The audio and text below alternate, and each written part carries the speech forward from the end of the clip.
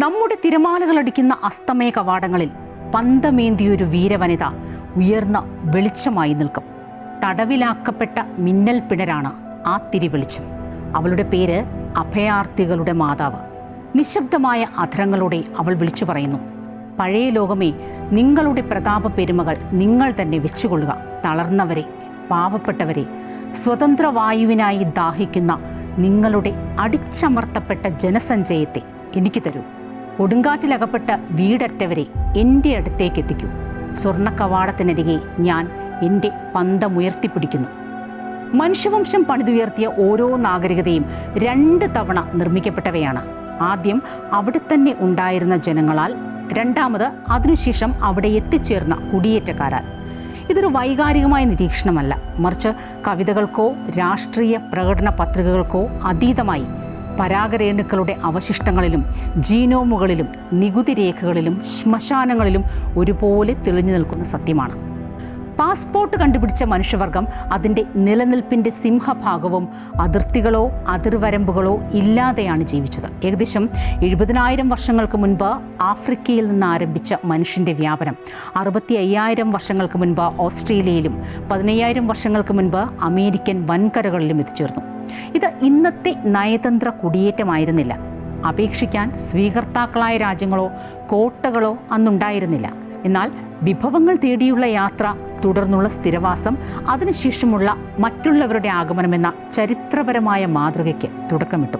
സ്ഥിരവാസത്തിന് തുടക്കമിട്ട കൃഷി തന്നെയാണ് ചരിത്രത്തിലെ ഏറ്റവും വലിയ കുടിയേറ്റങ്ങൾക്കും വഴിവെച്ചത്. BC 6000-ഓടെ അനറ്റോളിയയിൽ നിന്ന് യൂറോപ്പിലേക്ക് കൃഷി വ്യാപിച്ചത് ആശയങ്ങളുടെ കൈമാറ്റത്തിലൂടെ മാത്രമല്ല, കർഷകരുടെ നേരിട്ടുള്ള സഞ്ചാരത്തിലൂടെയുമായിരുന്നു. BC 4000-നും 1000-നും ഇടയിൽ നടന്ന ഇൻഡോ യൂറോപ്യൻ വ്യാപനം പകുതിയോളം ലോകത്തിൻ്റെ ഭാഷാ ഭൂപടം തന്നെ തിരുത്തി.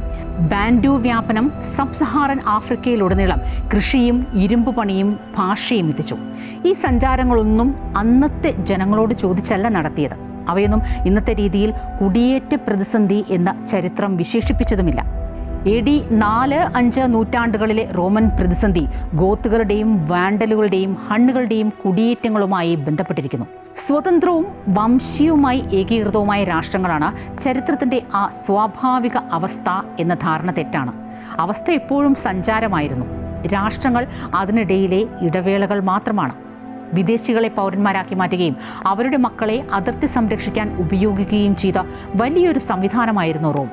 16-ാം നൂറ്റാണ്ടിനും 19-ാം നൂറ്റാണ്ടിനും ഇടയിൽ 1.25 കോടിയോളം ആഫ്രിക്കക്കാർ അറ്റ്ലാന്റിക് അടിമ വ്യാപാരത്തിലൂടെ അമേരിക്കൻ വൻകരകളിലേക്ക് കടത്തപ്പെട്ടു.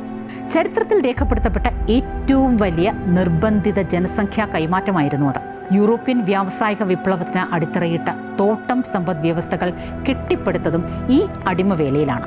1833-ൽ ബ്രിട്ടീഷ് സാമ്രാജ്യത്തിൽ അടിമത്തം നിരോധിച്ചതിനു ശേഷവും കൊളോണിയൽ ഭരണകൂടങ്ങൾ കരാർ തൊഴിലാളികൾ എന്ന പേരിൽ ഇതേ സമ്പ്രദായം തുടർന്നു. ഇന്ത്യയിൽ നിന്നും ചൈനയിൽ നിന്നും ദശലക്ഷക്കണക്കിന് ആളുകളാണ് മൗറീഷ്യസ്, ഫിജി, കരീബിയൻ ദ്വീപുകൾ, ദക്ഷിണാഫ്രിക്ക എന്നിവിടങ്ങളിലേക്കൊക്കെ കടത്തപ്പെട്ടത്. മുൻ കോളനികളിൽ നിന്ന് യൂറോപ്യൻ മാതൃരാജ്യങ്ങളിലേക്കുള്ള കുടിയേറ്റം ഒരിക്കലും തുല്യരായ 2 പേർ തമ്മിലുള്ള തൊഴിൽ കരാറല്ല, മറിച്ച് കൊളോണിയസം സൃഷ്ടിച്ച അസമമായ ബന്ധത്തിൻ്റെ തുടർച്ചയാണ്. പാരീസിലെ അൾജീരിയൻ തൊഴിലാളിയും ലണ്ടനിലെ കരീബിയൻ നഴ്സും വെറും ഒരു കുടിയേറ്റക്കാരനല്ല, മറിച്ച് അധിനിവേശത്തിൻ്റെ ചരിത്രപരമായ തുടർച്ചയാണ്. 1846-നും 1940-നും ഇടയിൽ 5.5 കോടിയോളം യൂറോപ്യന്മാരാണ് അമേരിക്കയിലേക്കും ഓസ്ട്രേലിയയിലേക്കും കുടിയേറിയത്. ഇതേ തുടർന്നാണ് 1892-ൽ ന്യൂയോർക്കിൽ എലിസ് ഐലൻഡ് തുറക്കുന്നതും.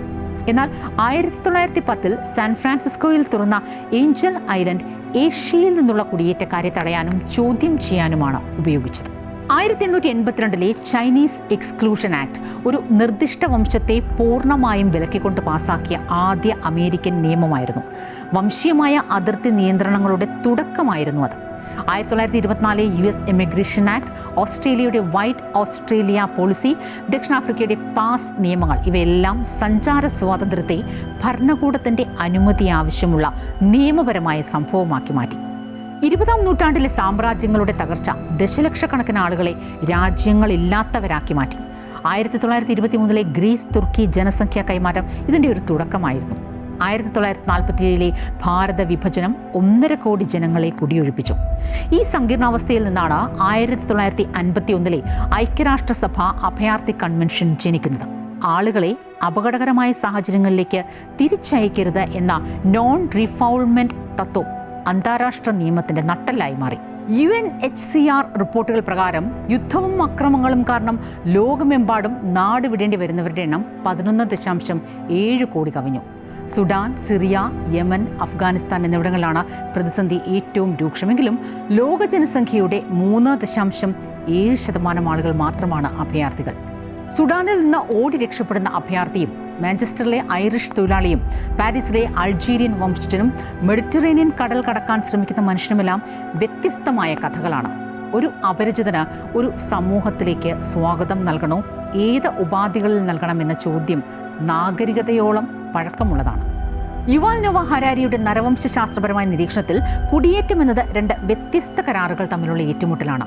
ആതിഥേയ രാജ്യം കുടിയേറ്റക്കാരന് നൽകുന്നിടവും പകരമായി കുടിയേറ്റക്കാരൻ ആ രാജ്യത്തിൻ്റെ അടിസ്ഥാന മൂല്യങ്ങളെ സ്വീകരിക്കാൻ നടത്തുന്ന സമവായവുമാണിത്. യൂറോപ്പിലും അമേരിക്കയിലും ഇന്ന് നാം കാണുന്ന പ്രതിസന്ധി ഈ പരോക്ഷ കരാർ ഇരുവശത്തു നിന്നും ലംഘിക്കപ്പെടുന്നു എന്നതിനാലാണ്.